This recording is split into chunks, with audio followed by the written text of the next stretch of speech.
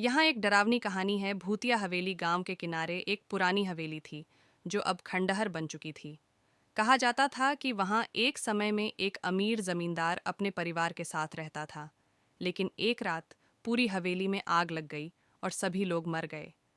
तभी से वह हवेली भूतिया मानी जाती थी। गांव में एक लड़का था, राजू, जिसे हमेशा रोमांच की तलाश रहती थी। उसने अपने दोस्तों को चैलेंज दिया कि कोई उसके साथ उस हवेली में एक रात बिताए। उसके 3 दोस्त रवि, सोनू और पिंकी तैयार हो गए। चारों ने एक रात का प्लान बनाया और रात होते ही हवेली में प्रवेश किया। हवेली में अंधेरा और सन्नाटा था। उनके पास सिर्फ एक टॉर्च और कुछ मोमबत्तियां थीं। उन्होंने एक कमरे में मोमबत्तियां जलाईं और वहां बैठ गए।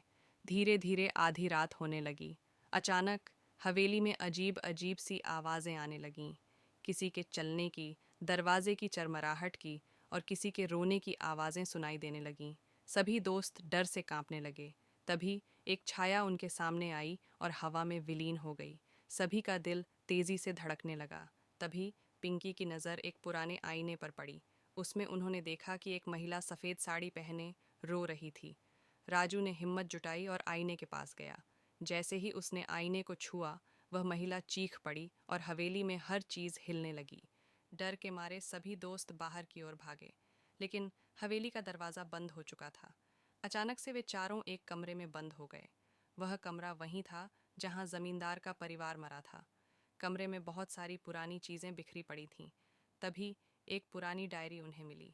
डायरी में लिखा था कि जमींदार का परिवार उस रात जलकर नहीं मरा था, बल्कि किसी ने उन्हें जिंदा जलाया था। वह महिला उसी जमींदार की पत्नी थी जो अपनी और अपने बच्चों की मौत का बदला लेने के लिए हर रात वहां भटकती थी। इतने में दरवाज़ा खुल गया और वे चारों किसी तरह भागकर गांव पहुंचे। अगले दिन उन्होंने गांव के बुजुर्गों से सुना कि वह महिला अब तक अपने हत्यारे को ढूंढ रही थी और जब तक उसे इंसाफ नहीं मिलेगा वह यूं ही भटकती रहेगी। राजू और उसके दोस्तों ने ठान लिया कि वे इस रहस्य का पता लगाएंगे और उस आत्मा को शांति दिलाएंगे।